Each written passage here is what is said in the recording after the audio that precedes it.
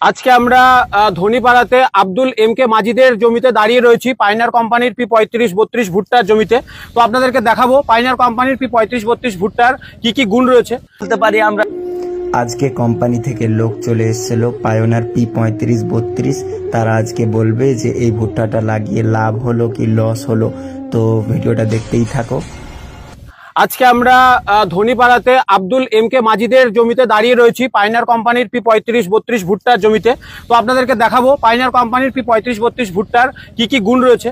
তো প্রথমে আপনাদেরকে বলবো, এখানে দেখতে পাচ্ছেন আপনারা গোটা জমিতে দেখুন পাইনার কোম্পানির P35-32 প্রথম গুণ হচ্ছে এই ভুট্টাটা একই সমান হয়। তো বলুন তো ভুট্টা যদি একই সমান হয় তাহলে কি লাভ, আর ছোট বড় হলে ভুট্টার কি লস?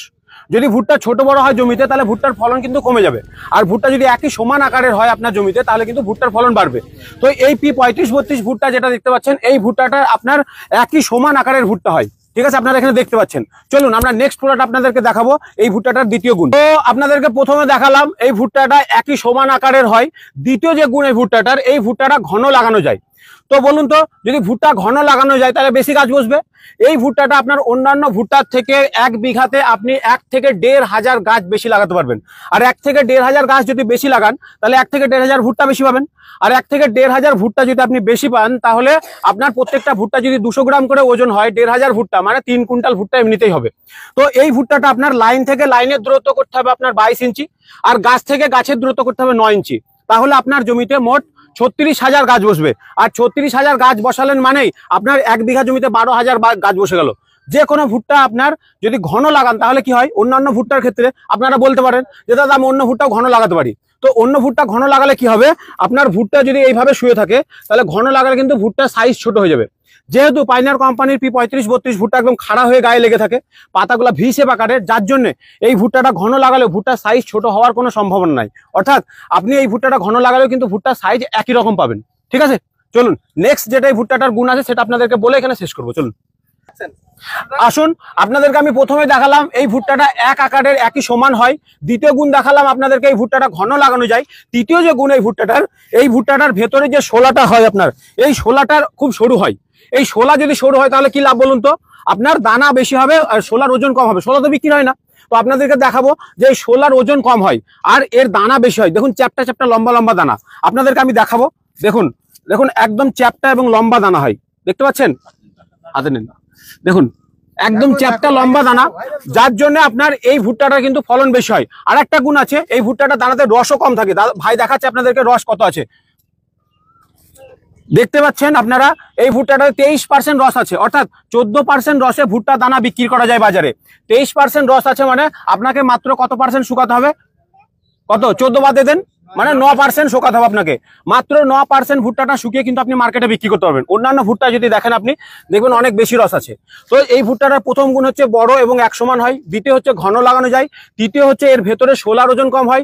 চতুর্থ হচ্ছে এই ভুট্টার আপনার দানাতে রস কম। আর একটা গুণ আছে এই ভুট্টাটার, এর খোসা কিন্তু পুরো ঢাকা থাকে।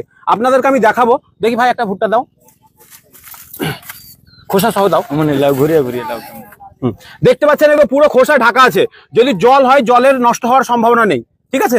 তো যাই হোক, আপনাদেরকে প্রত্যেককে অশেষ অশেষ ধন্যবাদ জানিয়ে আজকে আমরা P35-32 ভুট্টার সম্বন্ধে যেটা আপনাদেরকে বললাম গুণ, ওটা আপনাদেরকে আমরা ওখানে গিয়ে আর 2-4 কথা বলে আমরা শেষ করবো। তো আপনাদেরকে আমি দেখাই যে এই ভুট্টাটার ফলন কত হলো আর অন্য ভুট্টা যেটা ছিল সেই ভুট্টাটার ফলন কত দিয়ে শেষ করে দেবো, ঠিক আছে?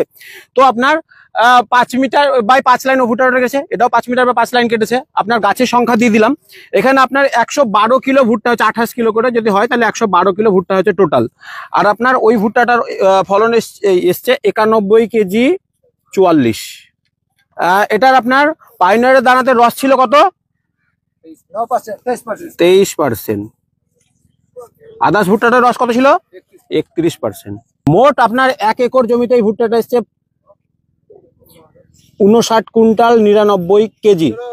আর এই ভুট্টাটা এসছে আপনার 43 কুইন্টাল 34 কেজি।